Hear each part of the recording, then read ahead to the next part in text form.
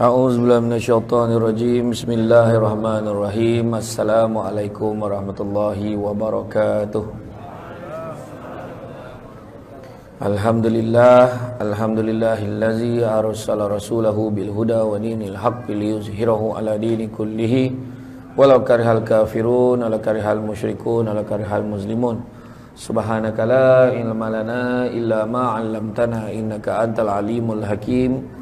Rabbi syrah li sadri wa yassir li amri wa hlul 'uqdatam min lisani yafqahu qawli. Terima kasih saya ucapkan kepada Tuan pengurusi acara yang bahagia, Tuan pengurusi Masjid Al-Wusta, Kampung Tanjung Besar. Yang bahagia Tuan Imam, barisan jawatankuasa masjid, pemimpin-pemimpin tempatan, Tok Empek, Tok Ketua Kampung, tuan-tuan dan puan-puan yang dirahmati Allah sekalian. Bersyukur kita kepada Allah Subhanahu Wa Taala kerana dengan limpah dan izinnya pada malam ini dapat kita bersama-sama berada di dalam majlis ilmu yang mana Nabi sebut barang siapa yang mengikuti jalan-jalan ke majlis ilmu maka Allah akan menganugerahkan kepadanya jalan-jalan ke syurga.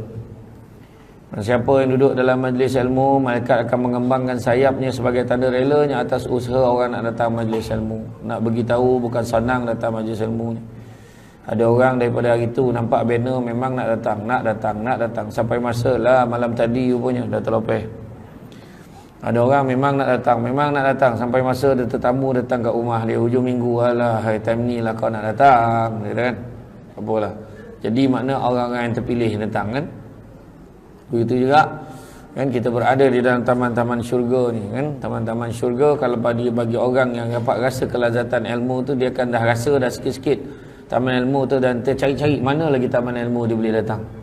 Mana lagi, kan? Taman-taman syurga yang dia boleh datang. Sedangkan Ustaz Don ceramah di Sabah, ada seorang budak pakai t-shirt, jom datang majlis ilmu. Kat belakang t-shirt tu ada tulis hashtag pergi syurga balik hari tu.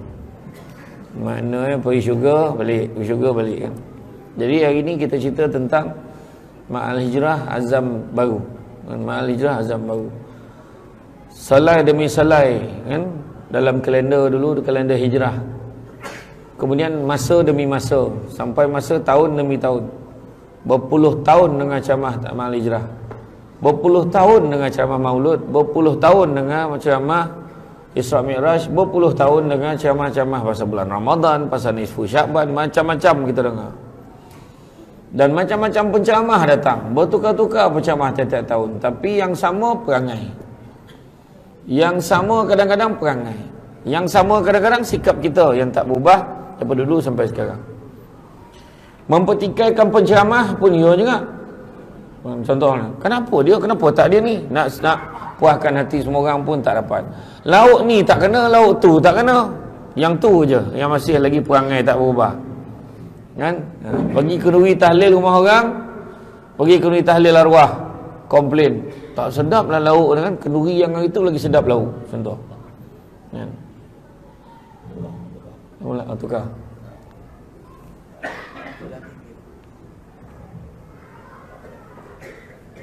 Cubaan macam sama kan? Oh lain sikit je. Okey. Kena ulang balik semula ke? Bismillahirrahmanirrahim. Jadi makna kata kan kita tengok keadaan tu, perangai-perangai yang tak berubah. Perangai-perangai tu yang tak berubah, sikap kita yang tak berubah. Tetapi masa tetap berjalan. Masa tidak menunggu kita. Kita kata ayat kita yang paling mahal sekali tiba-tiba. Ayat kita yang selalu tiba-tiba dah 2019. Kan? Macam baru lagi. Dah bulan 9. Hari ni dah bulan 9. Orang nak beli haji dah tahun ni. Ya, tiba-tiba anak dah besar. Ayat tiba-tiba macam tak perasan macam dia tu. Koma lah berpuluh tahun. Dia baru sadar yang anak dia dah besar.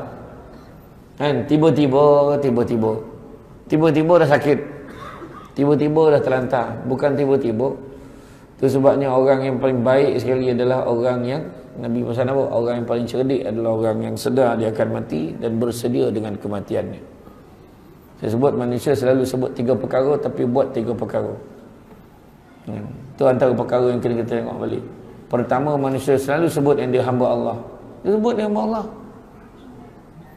Tahu, tak ada siapa yang tak tahu dia hamba Allah sini. Semua tahu. Tapi tetap buat benda yang Allah tak suka. Jadi macam mana kita kata kita hamba sedangkan kita buat apa yang tak Tuhan kita suka? Macam mana cakap kita hamba? Allah tak suka orang mengumpet-ngumpet ya. Cerita buruk orang, makin sadap menganyam bercerita pasal orang. Kan? Dah tahu dah, sebahagian daripada berprasangka itu adalah dosa. Dah sebut dah dalam Quran tu. Tak, tetap sangka buruk dengan orang. Macam mana? Kan? Itu perangai kita yang kita nak ubah sekarang ni dalam tahun baru. Kan? Sebenarnya tiap-tiap tahun nak berubah, sampai masuk tak berubah. Tu sebab dulu tampek-tampek, antara tampek yang dilarang dalam agama kita adalah pangkin. Tahu pangkin? Itulah tampek rehat petang-petang yang perempuan duduk 3-4 orang sambil membelah mangga tu. Kan? Sambil tu cerita, kau tahu tak?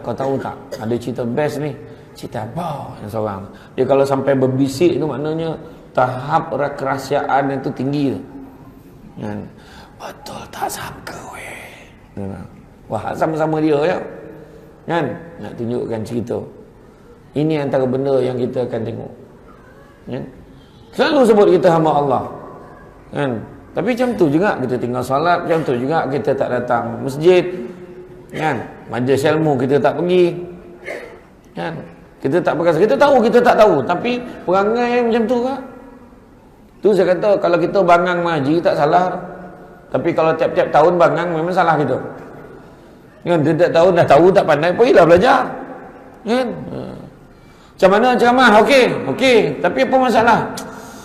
Saya suka dengar, tapi kadang-kadang saya ni cepat lupa. Wah, ayat dia. Macam mana nak ingat? Mencatat nanti nak mengangur dengan ceramah. Macam mana? Contoh. Kan? Tapi yalah, mengikutkan zaman Nabi dulu ada seorang nama dia Abu Hurairah. Abu Hurairah ni Nabi sebut dia tu ingat, dia tu hafal. Jadi siapa yang tak menyalin tu makna dia bersaudara dengan Abu Hurairah, settle. Habis cerita. Ataupun Al-Azhar dekat ni ada live kat TV, dekat ni kat handphone ni, nanti saya boleh tengok balik. Okeylah. Cover siap-siap. Kan? Tapi betul. Hukama dulu-dulu pesan apa? Ilmu itu ibarat haiwan buruan. Jadi kalau tangkap dia dengan mata pena. Hari ni pena dah canggih-canggih, pakai handphone pun boleh tangkap. Handphone ada stylus, salin. Boleh. Ataupun type dalam notes, cantik kemas nota kita. Kan? Kemudian kita dah cantik, kita copy, send dekat grup-grup ni kepada semua yang tak datang ni, saya share, boleh tengok apa isi kandungan ceramah malam ni. Kan bagus. Kan? Contoh. Itu pertama. Yang kedua, manusia selalu sebut rezeki daripada Allah. Allah yang bagi rezeki. Tapi bila uji susah sikit, mula dah huru-hara. Mula dah habislah kita, dia dah tak jadi orang kuat kita, matilah. Contohlah. Habislah, jawatan dia dah tak ada, mampulah kita. Contoh. Kan? Jangan risau, rezeki Allah bagi, bukan manusia bagi. Ingat balik, jangan lupa. Gambar ni, terperanjat dia lupa, tu masalah tu. Kan? Terperanjat lupa.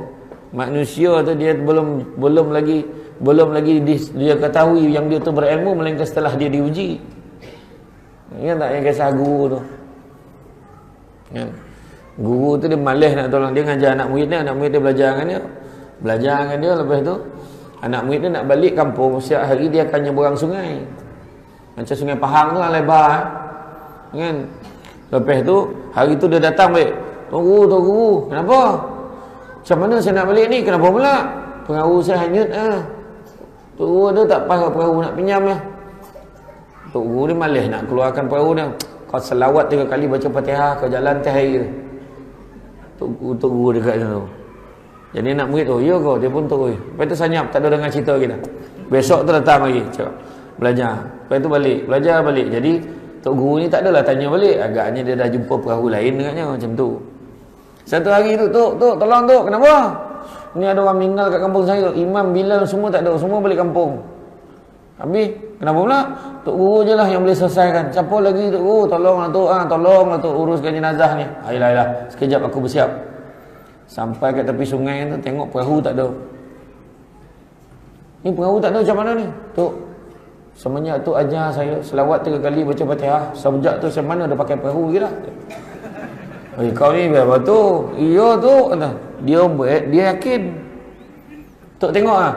Allah sallallahu alaihi wasallam, Allah sallallahu alaihi wasallam, Allah sallallahu alaihi wasallam. Bismillahirrahmanirrahim. Baca Fatihah. Berjalan di atas air tu. Hui tu tok guru dia. Tok guru dia pun tak pernah buat.